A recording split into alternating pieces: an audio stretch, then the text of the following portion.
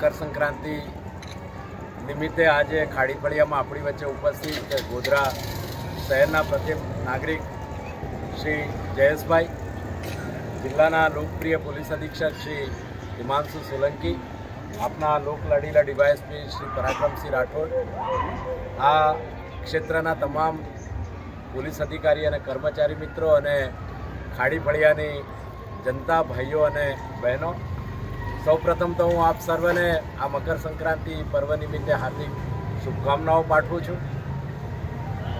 અહીંયા મળવાનો વિચાર એટલો જ હતો કે સોલંકી સાહેબે કહ્યું કે ખાડી ફળિયામાં કંઈક ને કંઈક નાનું મોટું બનતું હોય છે, તો મારે અહીંયા ક્યારે આવવાનું નથી થયું. હું 3.5 વર્ષ અહીંયા ડીવાયએસપી તરીકે ગોધરા ખાતે મેં સેવા આપી અને 1 વર્ષ પોલીસ અધિક્ષક તરીકે સેવા આપી, પણ ક્યારે એવો અવસર કે ક્યારે એવી ઘટના એ અમારા કાર્યકાળ દરમિયાન ખાડી ફળિયામાં બની નથી. એટલા માટે જ મારે ક્યારે અહીંયા આવવું નહોતું પડ્યું. રાત્રિના સમયમાં નાઇટ પેટ્રોલિંગમાં અહીંથી નીકળતા એ વાત બરાબર છે, પણ બાકી આગેવાનો સાથે મારે કોઈ બાબતે મુલાકાત કરવી પડે એવો પ્રસંગ ક્યારે બન્યો નથી. એટલે અહીંની જનતા, અહીંના લોકો વર્ષોથી ખૂબ જ પ્રેમ ભાવનાથી અને સૌહાર્દપૂર્ણ વાતાવરણમાં રહે છે એવું મારું પોતાનું ચંદ્રેશભાઈ માનવું છે. આપ સર્વે સૌ પ્રથમ તો ચંદ્રેશભાઈ, યુસુફભાઈ, હારૂભાઈ, રફીકભાઈ, આબિદભાઈ બધાએ ભેગા મળીને અમારા સૌનું સન્માન કર્યું છે, એના માટે આભાર વ્યક્ત કરું છું. અને ખરેખર પરાક્રમસિંહ કે વ્યવસાય આપણે નાના હોઈએ, બરાબર છે, ધંધા રોજગારે આપણે નાના હોઈએ, પણ આપ લોકોના દિલ ખૂબ મોટા છે. આપ લોકોએ હંમેશા અમને સ્નેહ આપ્યો, આવકાર આપ્યો. એટલે તમને મળવાનું અમે નક્કી કર્યું કે અમે લોકો તો ડ્રેસમાં બંદોબસ્ત કરતા હોઈએ છીએ, તો પરિવારથી હંમેશા દૂર હોઈએ છીએ, તો પરિવાર આ વખતે કોની જોડે ઉજવણી કરીએ? તો અમે બધાએ ભેગા થઈને નક્કી કર્યું ખાડી ફળિયામાં જઈએ અને ત્યાં આજે ઉત્તરાયણની ઉજવણી કરીએ. એના ભાગરૂપે અમે સૌ અહીંયા ઉપસ્થિત રહ્યા છીએ. બીજું કોઈ કારણ નથી, બીજી કોઈ સમસ્યા નથી, પણ આપની સાથે મળવું હતું. ઘણો સમય થઈ ગયો, અગાઉ પણ મુલાકાત નથી થઈ, પણ આ વખતે મેં જઈને રૂબરૂ બધાને મળીએ અને એમની સાથે તહેવારની ઉજવણી કરીએ અને આપણું પરિવાર છે એમ સમજીએ અને ભાગ લઈએ, એવી રીતે અમે નક્કી કર્યું હતું અને અહીંયા આવ્યા. લોકશાહીમાં હંમેશા સત્તાનું કેન્દ્રબિંદુ એ પ્રજા હોય અને પ્રજાથી જ તંત્ર અને વહીવટ ચાલતો હોય. જેમ પરાક્રમસિંહે કહ્યું કે પોલીસની જરૂર ક્યારે પડે કે જ્યારે અવ્યવસ્થા થાય, પણ જનતા પોતે જ વ્યવસ્થા જાળવતી હોય, એકબીજા સાથે સ્નેહથી પ્રેમથી રહેતી હોય, તો પોલીસની કોઈ જરૂર જ નથી. અમે વ્યવસ્થાપક છીએ, બરાબર છે, અને એનું જાળવવાનું કામ કરીએ છીએ, પણ એની અંદર સહયોગ હંમેશા તમારો અમને જરૂર પડતો હોય છે. અને ખાડી ફળિયાના નાગરિકોએ ભૂતકાળમાં પણ ખૂબ સહયોગ આપ્યો છે, અત્યારે પણ ખૂબ સહયોગ આપ્યો છે. એના માટે અમે પોલીસ ડિપાર્ટમેન્ટ વતી આપ સર્વ આગેવાનોના, અહીંના વિસ્તારના સૌ ભાઈ બહેનોનો ખૂબ આભાર માનીએ. તહેવારો એ એકબીજાને નજીક લાવતા હોય છે. આપણે આપણા જીવનની અંદર ખૂબ જ તણાવમાં કામ કરતા હોય છે. રોજબરોજનું કામ આપણા જીવન સાથે સંકળાયેલું હોય છે, મહેનત કરતા હોઈએ છીએ.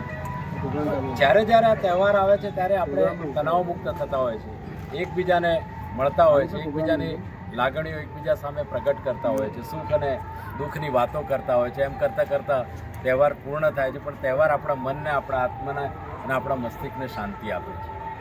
આપણા દેશની અંદર લગભગ 140 કરોડ જેટલું પોપ્યુલેશન છે અને વિવિધ જ્ઞાતિ, જાતિ અને ધર્મના લોકો આપણા દેશમાં રહે છે. અને આખા વર્ષ દરમિયાન અલગ અલગ તહેવારોની આપણે ઉજવણી કરતા હોય. જ્યારે વિશ્વ આજે આર્થિક મહામંદીમાંથી પસાર થાય છે, ત્યારે ભારત જ એક એવો દેશ છે કે જેનો જીડીપી જે છે એ વધતો ને વધતો આગળ જાય છે. એનું કારણ શું છે તમને બધાને ખબર છે? આપણે ઉત્સવ પ્રિય લોકો છે અને ઉત્સવોની અંદર આપણે ઘણી બધી ખરીદી કરતા હોઈએ છીએ. ઉજવણી આપણી એવી રીતે હોય છે કે આપણું જે આર્થિક જે ટ્રાન્ઝેક્શન છે એ તહેવારોના કારણે સતત ફરતું રહે. એના કારણે આપણે આર્થિક રીતે પણ મજબૂત બનીએ છીએ. તહેવારો આપણને એકબીજાને નજીક લાવે છે, સાથે સાથે આપણી ઇકોનોમીમાં વૃદ્ધિમાં પણ ખૂબ આપણને મદદ કરે છે.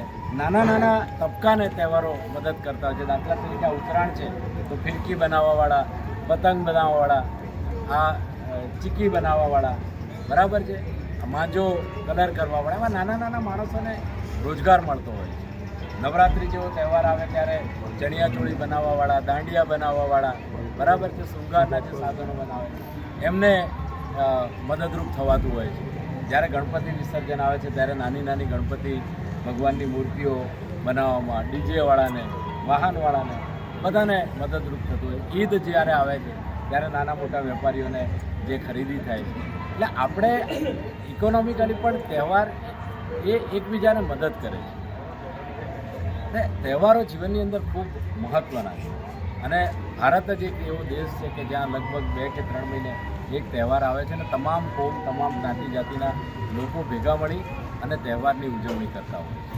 આજે જેમ ખાડી ફળિયામાં આપ સૌ એકત્રિત થયા છો, ભેગા થયા છો, તો એક સારું વાતાવરણ અને એક સ્નેહ આપના વચ્ચે એકબીજા પ્રત્યે જોવા મળે છે. આવો જ સ્નેહ હંમેશા જળવાઈ રહે. શાંતિ એ વિકાસનો પર્યાય છે. કોઈપણ ક્ષેત્રનો વિકાસ કરવો હોય તો શાંતિ ખૂબ જ જરૂરી છે. એટલા માટે જ આજે ગુજરાત બીજા બધા રાજ્યો કરતાં એ ખૂબ આગળ છે. આજે દેશ પણ ખૂબ પ્રગતિ કરી રહ્યો છે.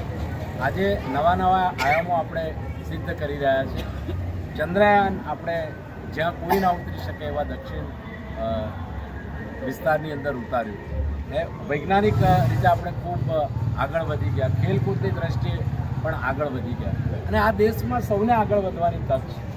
એવું નથી કે કોઈ અમુક વ્યક્તિઓને જ આગળ વધવાની તક મળે છે. અહીંયા સૌ કોઈને આગળ વધવાની તક મળે છે. ફક્ત એમાં ટેલેન્ટ હોવી ખૂબ જરૂરી છે. જેમ આપણે ભારતની ક્રિકેટ ટીમમાં જઈએ છીએ તો મોહમ્મદ શામી અત્યારે જ અર્જુન એવોર્ડ એમને મળ્યો અને એમની ટેલેન્ટ હતી, પ્રતિભા હતી. માન્ય પ્રધાનમંત્રીશ્રીએ પણ એમને ખૂબ બિરદાવ્યા. એ રાષ્ટ્રનું ગૌરવ અપાવે છે આ વખતે. તો આ જ એક એવો દેશ છે કે જેમાં સૌને સમાન રીતે આગળ વધવાની તક મળે છે. આપણી અંદર જે ટેલેન્ટ છે એ બતાવીએ. અને આપણા ધર્મશાસ્ત્ર જે રીતે કહે છે કે આપણા માટે રાષ્ટ્ર એ હંમેશા પ્રથમ હોય. રાષ્ટ્રના વિકાસની અંદર આપણે સૌ સહયોગી બને એવો હું આપની પાસે અપેક્ષા રાખું છું. આજે ભારતના દેશના પ્રધાનમંત્રી શ્રી નરેન્દ્રભાઈ મોદીએ આપણને સૌને સ્વચ્છતા માટે એક સંદેશ આપ્યો છે. બરાબર છે. સ્વચ્છતા શેની? માત્ર રસ્તા ઉપર પડેલા કચરાની વાત નથી. સ્વચ્છતા આપણા મનની, આપણા અંતર્મનની પણ હોવી જોઈએ. બરાબર છે. આપણો ભાવના બીજા માટે પણ એ જ પ્રકારની લાગણીશીલ હોવી જોઈએ. એકબીજાના સુખમાં સુખી, એકબીજાના દુઃખમાં દુઃખી, એ જ સાચો પાડોશી છે. પાડોશી ધર્મ હંમેશા આપણે પહેલો નિભાવવો જોઈએ. તો એ મનને સ્વચ્છ રાખવાની સાથે સાથે આપણું શહેર સ્વચ્છ રહે, આપણું રાજ્ય અને આપણો દેશ સ્વચ્છ રહે એવો એમનો મેસેજ છે. તો સ્વચ્છતા શેના માટે જરૂરી છે? આપણા સ્વાસ્થ્ય માટે જરૂરી છે. સ્વચ્છ ભારત, સ્વસ્થ ભારત, એક ભારત શ્રેષ્ઠ ભારતના આપણે મુખ સાક્ષી નથી બનવાનું, આપણે એના સહભાગી બનવાનું. એની સાથે આપણે એ વિચારની સાથે આપણે કામ કરવાનું. આપણી પાસે ફૌજીભાઈ ઉપસ્થિત છે અહીંયા. ત્યારે હું કહેવા માગીશ કે ઘણા બધા નાગરિકોને એવું હોય છે કે આપણે રાષ્ટ્ર માટે શું કરી શકીએ, કે આપણે તો કે પોલીસમાં નથી, આપણે સરહદ ઉપર સૈનિક તરીકે સેવા નથી આપતા, તો આપણે આપણા દેશ માટે શું કરી શકીએ? તો દેશ માટે કરવા માટે દરેક વસ્તુ છે. એક નાનો નાગરિક પણ રાષ્ટ્ર માટે પોતાનું મહત્ત્વનું યોગદાન આપી શકે છે. નાની નાની વસ્તુ કરી શકે છે. સેવા, શાંતિ, નાનું મોટું કામ, એની સાથે પોતાનું યોગદાન એ સમાજ માટે આપી શકે છે. સારા સારા વિચારો એ રજૂ કરી શકે છે. એક વ્યક્તિ એ પણ ભલે સરહદ ઉપર નથી કે નથી પોલીસ વિભાગમાં, પણ જો એ નક્કી કરે કે મારે રાષ્ટ્રમાં કંઈક યોગદાન આપવું છે એના વિકાસની અંદર, તો આપણે આજે દેશના જે આપણા નેતાઓ છે, આપણા વડાઓ છે, જે નાના નાના મેસેજ આપે છે એક ભારત શ્રેષ્ઠ ભારતના, સ્વચ્છ ભારતના, એમાં આપણે સહભાગી બનીએ. એટલે આ ભારતના નિર્માણમાં આપણે માત્ર સાક્ષી નથી બનવાનું, આપણે બધાએ સહભાગી બનવાનું. ગોધરા શહેરની અંદર ઘણા બધા સમયથી આપણે ખૂબ સારી રીતે આગળ વધી રહ્યા છીએ. શાંતિ છે. આ દરેક વસ્તુ આપણે જાળવી રાખીએ અને જીવનમાં આપણે પણ આગળ વધીએ અને બીજાને પણ સાથે લઈને આપણે ચાલીએ એવી અમારા તરફથી અપેક્ષાઓ રાખું છું. અવારનવાર આપને મળતા રહીશું. તહેવાર છે એટલા માટે જ નહીં, આજે તો મળવું જરૂરી હતું, પણ એ સિવાય પણ અમે લોકો તમારા વિસ્તારમાં આવતા રહીશું ને તમારી સાથે સંવાદ કરતા રહીશું. ફરી એકવાર આપ સર્વે અમારું જે સ્વાગત કર્યું છે, અમને જે સન્માન આપ્યું છે એના માટે હું પંચમહાલ જિલ્લા પોલીસ વતી અને અમારી રેન્જ પોલીસ વતી સમગ્ર ગુજરાત પોલીસ વતી આપનો ખૂબ ખૂબ આભાર પ્રગટ કરું છું. ફરી આ તહેવાર નિમિત્તે આપણે શુભકામનાઓ પાઠવું છું. આપણે વર્ષોથી એક જ જગ્યા ઉપર અહીંયા મોટા થયા છે, એકબીજાને ઓળખીએ છીએ, એકબીજાના પાડોશી છીએ. એ સ્નેહ અને પ્રેમની ભાવના અવિરતપણે જળવાઈ રહે અને મેં કહ્યું એમ કે કોઈ પણ ક્ષેત્રનો વિકાસ એ શાંતિ. Incoming call from Samir Moffat.